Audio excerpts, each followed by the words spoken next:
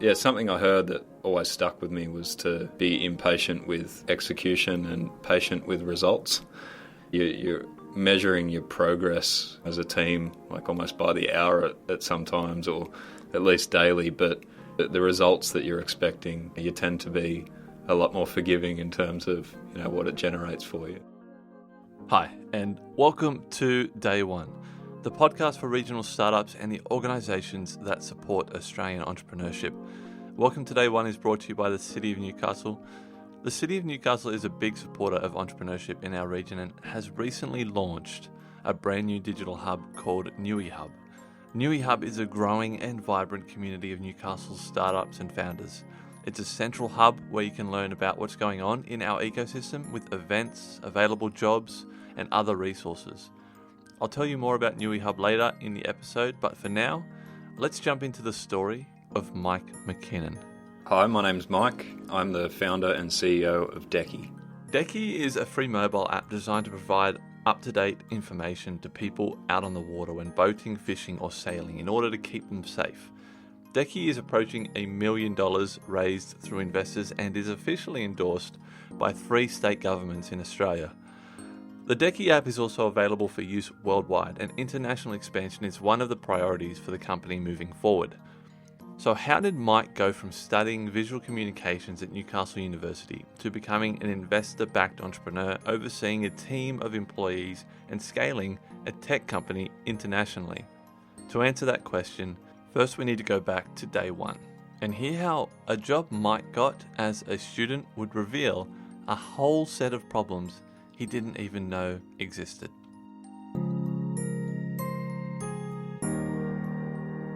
Most people are surprised to hear that I didn't come from a boating family. So my parents didn't have a boat. However, we were definitely an ocean family. Growing up in a place like Port Stephens, it's pretty easy for that to happen, I suppose. We were at the beach, every weekend. I ended up taking up surfing and bodyboarding as hobbies. So in hindsight, it was probably obvious that I would end up doing something deeply connected to being on the water in some way. So after I finished high school, I started at university. Around that time, I got a job at the local marina up at Port Stephens, and that led to many years of working in and out of marinas in Australia. I had various roles, but probably the one that's most interesting, just a general dockmaster is what the title is. Yeah. And it's basically you're responsible for ensuring that all the customers on the marina, all the boat owners, have everything that they require, helping them come and go from their berths in the marina, and supporting them with any requirements that they might have while they're staying. So what I learnt was that even as an experienced boater, say you've been boating for 10 years already, you're still learning things all the time. It's not like you get to a point where you know everything. There's always some new variable that you need to take into consideration, especially when it comes to safety. For beginner boaters, you're talking about a whole new world, right, that people need to familiarise themselves with. And during that time, literally speaking with thousands of different boat owners, quite literally, I come to understand many of the problems and the challenges that they face on a day-to-day basis with boat ownership, and it became apparent that there would be an opportunity there for a technology product of some kind to help them with that. And maybe this is a bit of a side note, but in my opinion, it's far too easy to get a boat license at the moment. So right now, to get a license, you typically have to do a one-day course, which is part theory, part practical, and then provided that you don't fail miserably, you're good to go. Whereas compared to a learner driver's license, you're required to rack up tons of hours on the road with a qualified driver. Of course, it's not that easy to get tons of hours out on the water with a qualified skipper, but that's sort of where the opportunity lies for a technology product as well, to provide some of that education and information that the beginner boaters need to ensure that they're not having accidents as well. Yeah, so at university I was doing a degree called Visual Communications, which is effectively design and marketing more or less combined. Yeah. So I was doing that through study. I was working at a marina and noticing problems So it was inevitable that those two things were going to swell together in some combination. I actually recall being at the marina on lunch breaks and so on way back in the day, where I was actually sort of thinking through what this product would be and things like that. I had this idea at that point. I was obviously playing with it in my spare time, using my design and marketing sort of knowledge and skills to try and shape that into something. I remember reading about the Slingshot program. I think it might have been in a newspaper or something just by chance. And that was kind of where I become aware of the whole startup culture and ecosystem. The Slingshot program is a startup accelerator which provides promising founders access to funding, mentors, and potential investors. Starting around 2014, Slingshot helped Mike take his fledgling ideas and start turning them into reality. I think maybe growing up in a regional area, entrepreneurship isn't the typical career path for kids or teenagers or young adults. You typically fall into a more common career. Yeah. So anything that can encourage entrepreneurship and innovation, I think, is a very good thing. For me, it was the Slingshot program which provided a bit of a launch pad for me. If I didn't find my way through that, I don't know what Deckee would be today if it existed at all. So I had no coding experience at the time. I did have, as I mentioned, the design and marketing sort of skills to be able to put together, prototypes and things that actually looked legitimate, which is a nice sort of thing to have when you're sort of coming up with lean startup ideas and trying to get people to buy into what you're doing. After going through the Slingshot program, I managed to secure some small investment from some local investors that were boaties themselves, so they understood the general sort of challenges that we were trying to solve. And with that, we were able to sort of start investing a bit more in some legitimate technology. I ended up going and contracting that work out, basically because I was impatient and wanted to get things happening and get some momentum, and also because finding a high caliber technical partner or developer in regional New South Wales isn't the easiest thing to accomplish either. So I felt that if I was able to show some initiative, go and build something with some contractors initially, then I'd have some good stuff to show and tell potential technical partners further down the track. The first iteration of Deckee was very different than the service it has become today. We didn't start as a mobile app. We actually started as a very crude online forum-style website where boaters could share reviews and recommendations of just about anything that they come across, whether it's marine services or places to go or products to buy or which boats to actually purchase as well.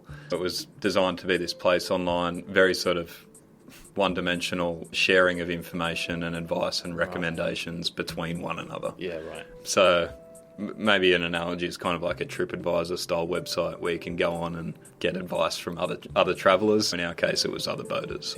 Yeah, so the first business model that existed was kind of like a subscription style advertising product for businesses in the industry. Yeah. So much like a hotel pays TripAdvisor for a certain level of exposure on their website, we would provide marine businesses with the same opportunities to get more leads and acquire more customers. So the very first customer of Deckee was actually the marina group that I worked at. So I managed to convince the CEO of the marina group, it was a group of 5 marinas, to pay for priority positioning on the website. So that was the first win, and understandably I felt like I'd already solved the world's problems because it was so easy to get the first customer.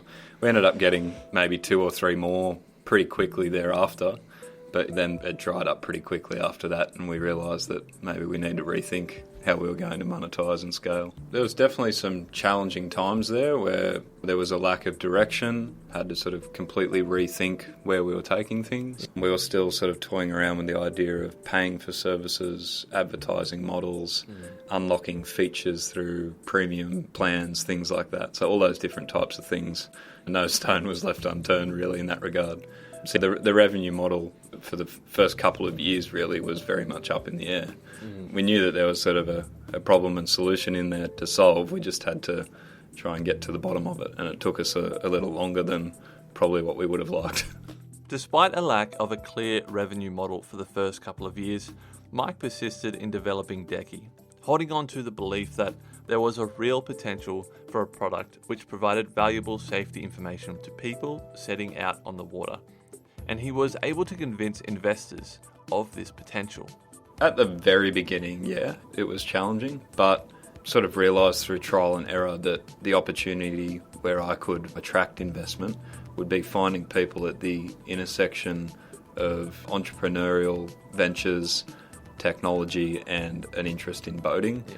Because if I can find people that sit in the middle of that Venn diagram, there's a pretty good chance that I'll at least hit it off with them and see where that takes us. So I kind of built out a curated list of people that I'd like to speak to, knowing what their background and experience is and their lifestyle interests as well on the water.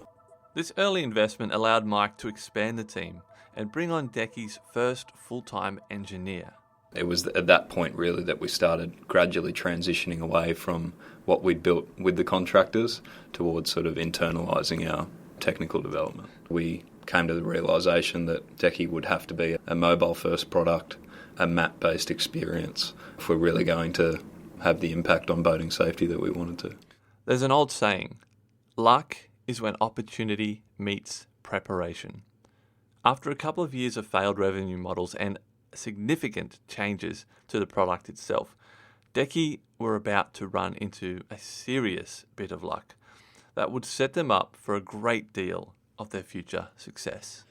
So around the time when we started focusing all our energy on the mobile-first Deckee, the move towards the mobile format, the New South Wales government, so Transport for New South Wales, put out a public call for someone to build a boating companion app, which was very serendipitous because the list of requirements that they were hoping to get from the boating companion app were all the things that we had been working on.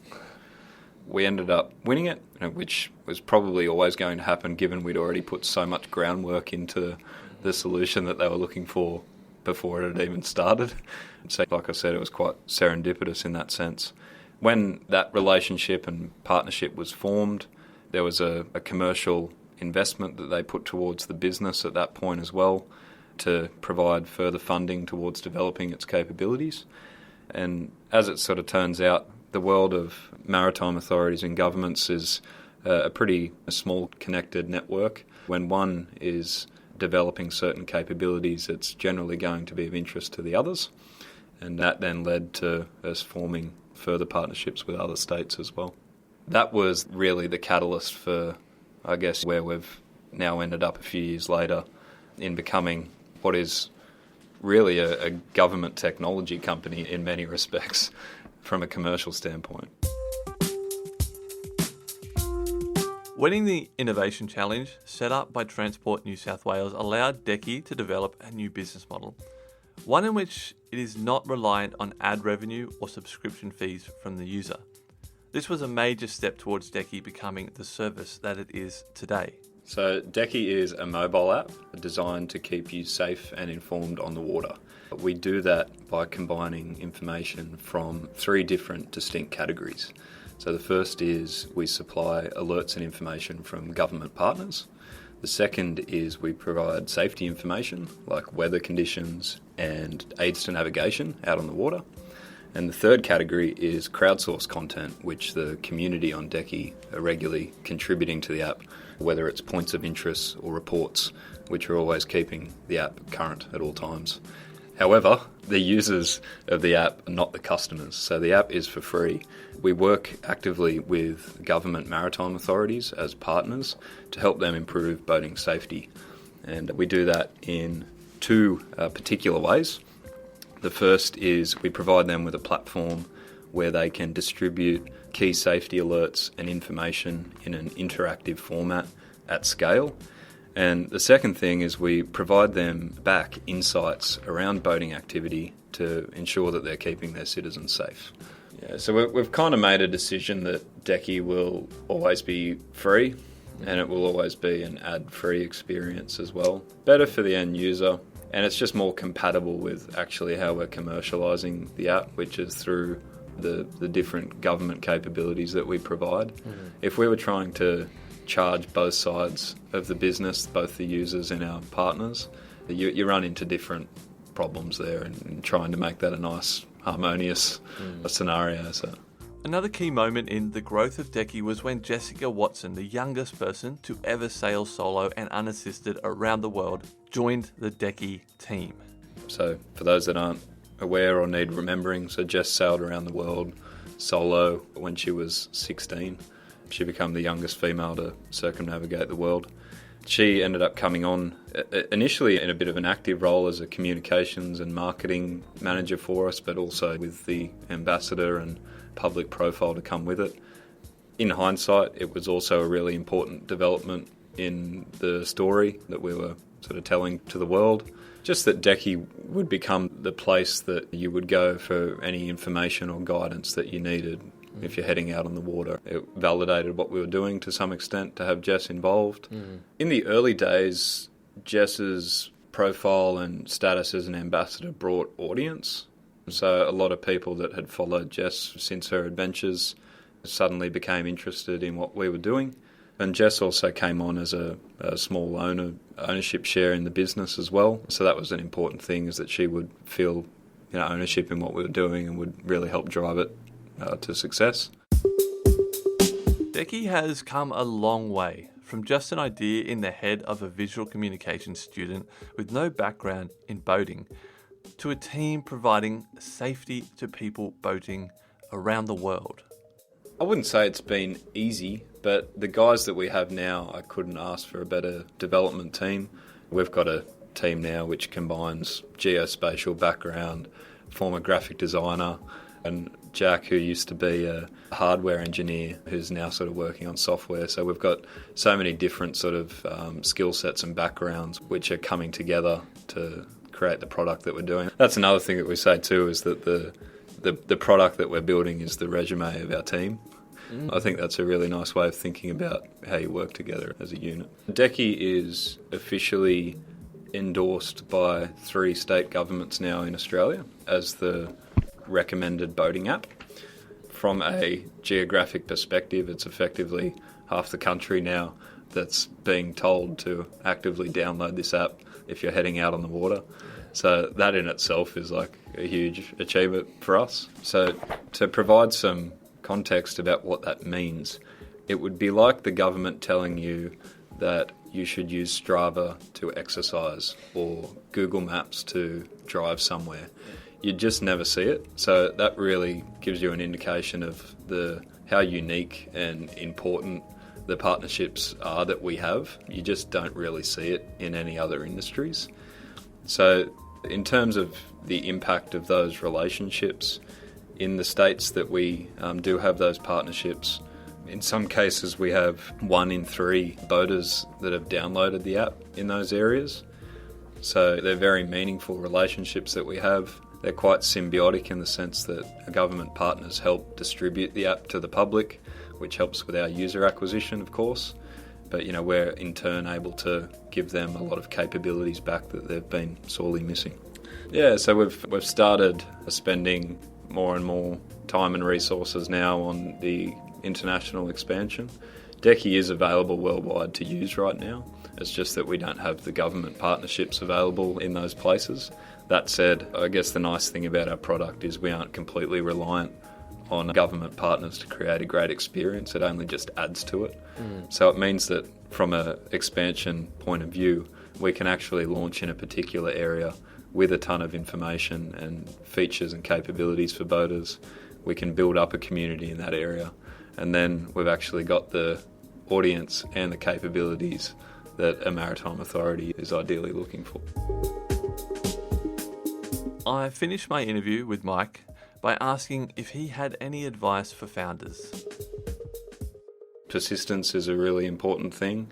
I think that most founders give up too early. I think probably many would succeed if they kept pushing. So much of startup success, I think, is working on the right problem at the right time with the right people, and if you get one or two of those things wrong the first time or the second time, you got to keep going beyond that, because it's pretty likely it's going to happen.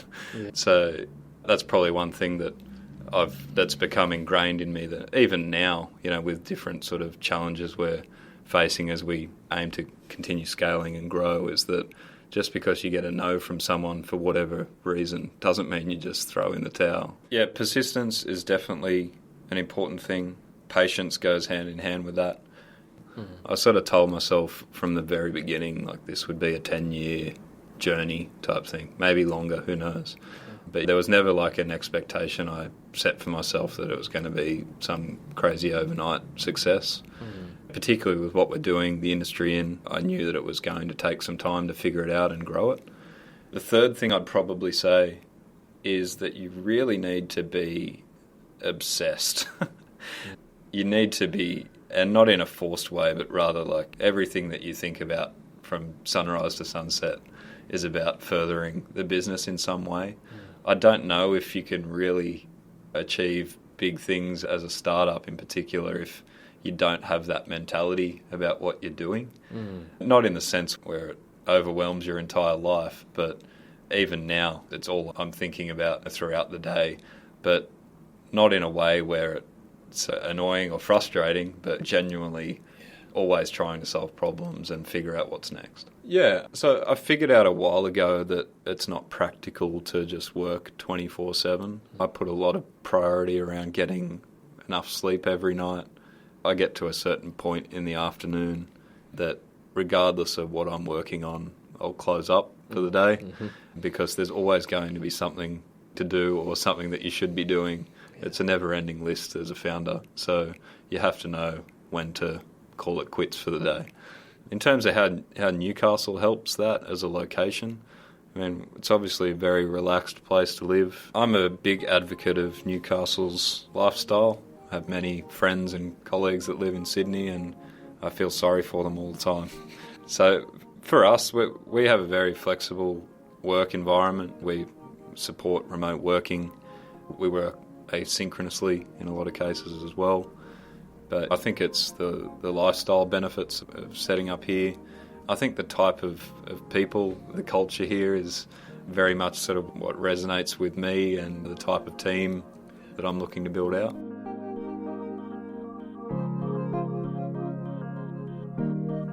Thanks for listening to the story of Deckee, and a huge thanks to Mike McKiernan for taking the time to speak with me.